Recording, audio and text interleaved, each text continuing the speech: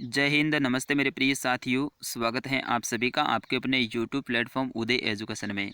Rajasthan one रक्षक व वनपाल परीक्षा 2021 के लिए मॉडल पेपर भाग संख्या में 27 लेके आया हूं। आज के इस भाग में सामान्य विज्ञान के 20 अति महत्वपूर्ण प्रश्न रहने वाले हैं, क्योंकि साथियों अपने जो वनपाल और वन रक्षक का जो एग्ज़ाम होता है उसमें जनरल साइंस के यानी सामान्य विज्ञान के 10 प्रश्न पूछे जाते हैं, जो कि 10 अंक के होते हैं। तो दोस्तों अपने आप में सामान्य विज्ञान है ये भी बहुत ही इम्पोर्टेंट हो जाती है एग्ज़ाम की दृष्टि से, और उसी को मद्देनज़र रखते हुए मैंने स्पेशल आपके लिए ये वीडियो बनाया है। सारे के सारे प्रश्न हैं वो आपके एग्ज़ाम की दृष्टि से 101% इम्पोर्टेंट रहेंगे। तो विनंती रहेगी आप वीडियो को अंत तक देखिएगा। बाकी जो हमारे वीडियो पे आप सभी अपना प्यार तो दिखा ही रहे हैं, इसके लिए आप सभी का बहुत बहुत आभार। चलिए साथियों, आज का पहला प्रश्न देखेंगे अपन। अगर आपको भी आंसर आता है तो ज़रूर आप कमेंट बॉक्स में आंसर लिख सकते हैं। प्रश्न पहला है कि प्रकाश वर्ष की इकाई है दूरी की, समय की, आयु की, प्रकाश की तीव्रता की। तो प्रकाश वर्ष है वो दूरी की इकाई है, तो ऑप्शन 1 रहेगा इसका सही आंसर। बिल्कुल साथियों, अगर आपको आंसर आता है तो ज़रूर आप कमेंट कर सकते हैं। प्रश्न 2 देखेंगे अपन। निम्न में से कौन सी धातु रोशनी के बल्बों में फिलामेंट के रूप में प्रयोग होती है? यानी जो रोशनी करने के लिए जो हमारे पास में जो बल्ब होते हैं उसमें उपयोग में ली जाने वाली धातु हैं वो कौन सी हैं? ऑप्शन आपके सामने है। तो इसका सही आंसर रहेगा ऑप्शन डी, यानी टंगस्टन का प्रयोग किया जाता है। तो ध्यान रखना है, बल्ब बनाने के लिए फिलामेंट के रूप में टंगस्टन का प्रयोग किया जाता है। चलिए अगला प्रश्न देखते हैं मेरे साथियों कि ब्लैक होल के सिद्धांत को किसने प्रतिपादित किया? कौन सा सिद्धांत है आपको ध्यान रखना है, ब्लैक होल सिद्धांत, और किसने प्रतिपादित किया है यही अपन को बताना है। तो मेरे साथियों अगर आपको आंसर आता है तो ज़रूर आप कमेंट कर सकते हैं। बाकी इसका सही आंसर है एस चंद्रशेखर ने। किसने किया है? ऑप्शन 3 रहेगा इसका सही आंसर। तो आपको ध्यान रखना है एस चंद्रशेखर ने किसका सिद्धांत प्रतिपादित किया है? तो ब्लैक होल का। ठीक है ना। चलिए अगला प्रश्न देखते हैं। अगला प्रश्न है कि प्लास्टर ऑफ पेरिस रासायनिक रूप है किसका है? Calcium sulphate, calcium carbonate, calcium oxide और कैल्शियम ऑक्सलेट।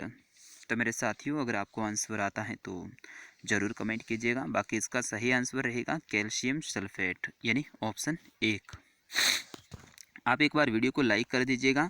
बाकी आप अपना प्यार तो दिखा ही रहे हैं तो वीडियो को शेयर तो ज़रूर करेंगे। प्रश्न 5 है कि निम्न में से प्राकृतिक ईंधन कौन है? यानी इनमें से प्राकृतिक ईंधन है वो कौन है? कोल, गैस, टार, कोक, पेट्रोलियम। प्राकृतिक मतलब प्रकृति ने दिया है अपन को, तो पेट्रोलियम अपन को दिए हैं, तो ऑप्शन 4 रहेगा इसका सही आंसर। बिल्कुल। अब बढ़ते हैं अगले प्रश्न की ओर। अगला प्रश्न है कि निम्नलिखित में कौन सुमेलित नहीं है? एपीकल्चर शहद मक्खी, sericulture silk worm,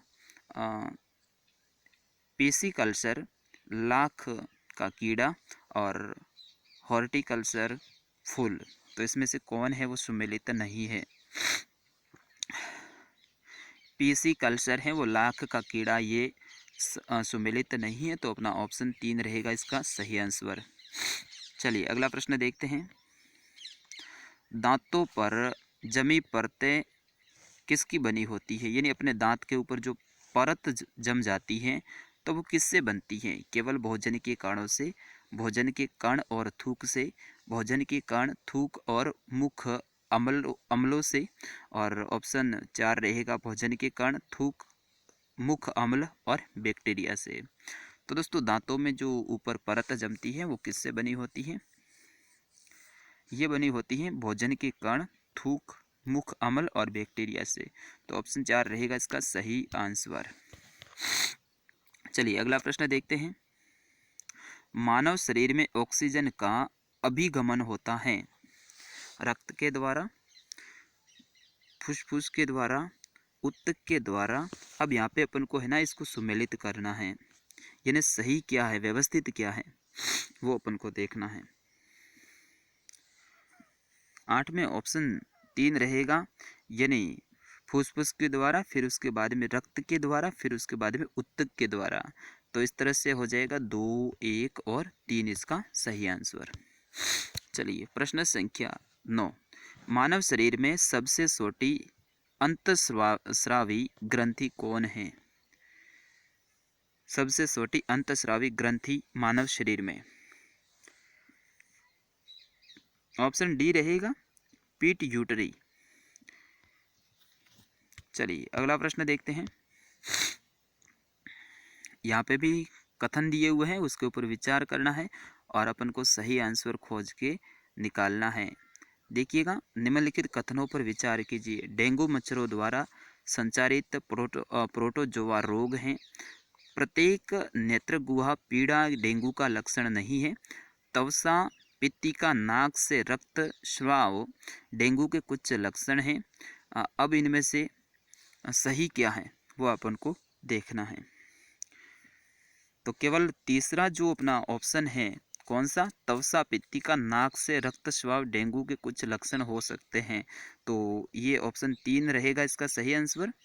sorry, option 2, यानी केवल तीसरा है यही सही है, बाकी वाले गलत हैं। चलिए अगला प्रश्न देखते हैं। मानव शरीर का भार होता है,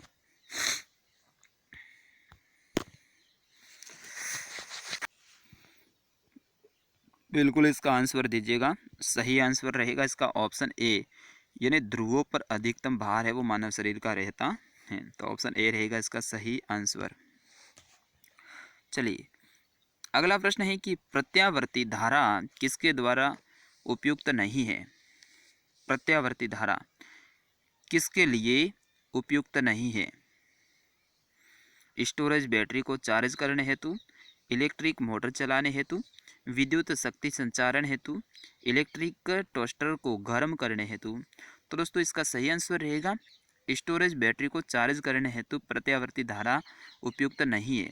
बाकी इलेक्ट्रिक मोटर चलाने हेतु हैं बिल्कुल, विद्युत शक्ति संचारण के लिए भी हैं और इलेक्ट्रिक टोस्टर को गर्म करने के लिए भी हैं।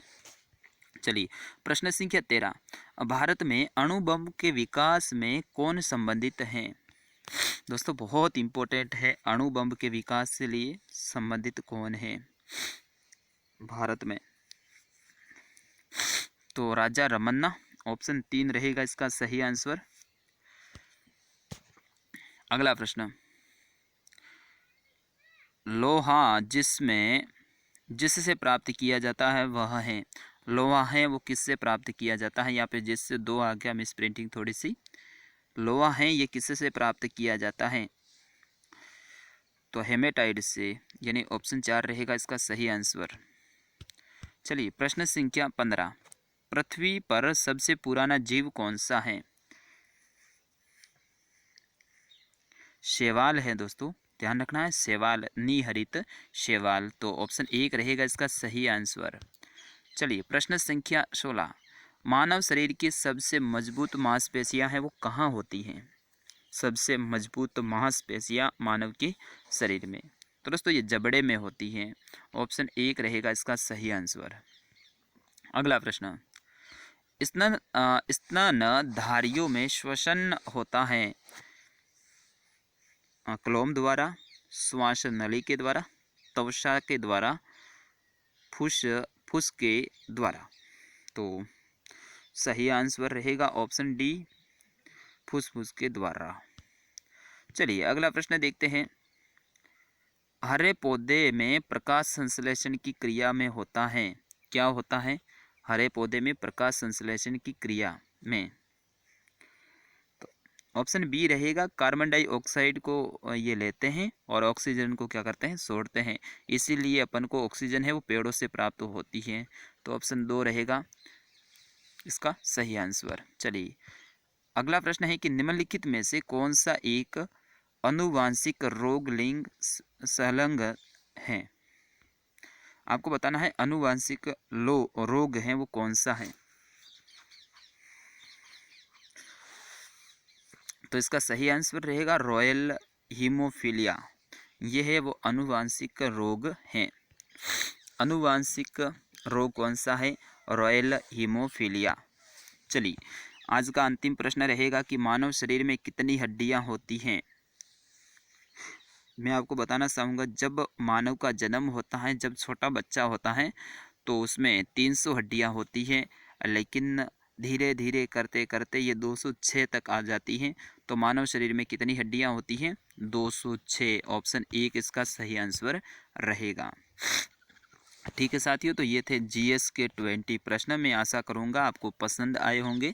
बिल्कुल साथियों, ऐसे ही प्रश्न अपने एग्ज़ाम में देखने को मिलेंगे, तो आपको कोई घबराने की ज़रूरत नहीं है। सारे के सारे प्रश्न आसान ही आते हैं। बिल्कुल आपको थोड़ा सा पढ़ने की ज़रूरत है और वो आप करते होंगे। तो आपको पढ़ना भी है और कोई भी प्रश्नों से घबराना नहीं है। बिल्कुल 10 के 10 प्रश्न हैं, आप सही करके आओगे एग्ज़ाम में, ये मुझे पूर्ण विश्वास है। अब विनंती रहेगी, आप वीडियो को लाइक कर दीजिएगा। वीडियो के बारे में कोई अगर आपका सुझाव है तो ज़रूर कमेंट बॉक्स में लिखिएगा। और हाँ, इस वीडियो को आप शेयर कीजिएगा। देखते हैं मेरे कितने साथी हैं जो इस वीडियो को शेयर करते हैं अपने दोस्तों तक। तो फटाफट आप सभी इस वीडियो को आगे से आगे भेजिएगा। मिलता हूँ नेक्स्ट मॉडल पेपर में, तब तक के लिए आज्ञा दीजिएगा। जय हिंद, वंदे मातरम, नमस्ते, खम्मा गणी, राम राम सा, जय बाबारी, जय जोहार।